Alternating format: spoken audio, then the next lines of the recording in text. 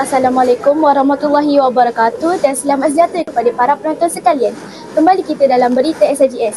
Saya Naomi Bahia binti Basrah dan merupakan pengacara anda pada hari ini.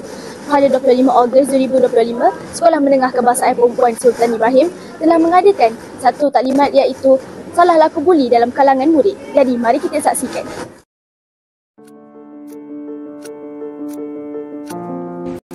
Jenis-jenis buli. Satu ialah buli fizikal. Memukul, menendang, menampar atau menolak. Okay. Kemudian yang kedua ialah buli verbal. Kami benci buli. Kami benci buli. Yang kedua, kami benci buli. Kami benci buli.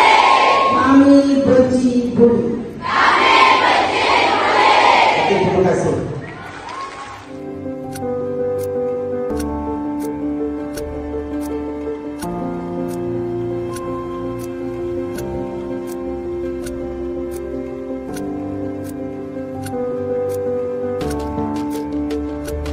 Kami benci buli.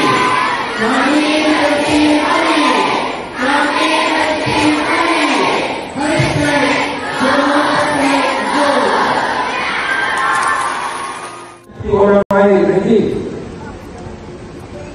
memberi kesan kepada seseorang, kesan buruk. Betul. Halaman dia lagi menganiaya orang lagi.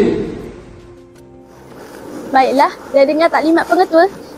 #buli bukan budaya kita. Jangan lupa like, subscribe dan tekan notification untuk video yang akan datang. Bye-bye.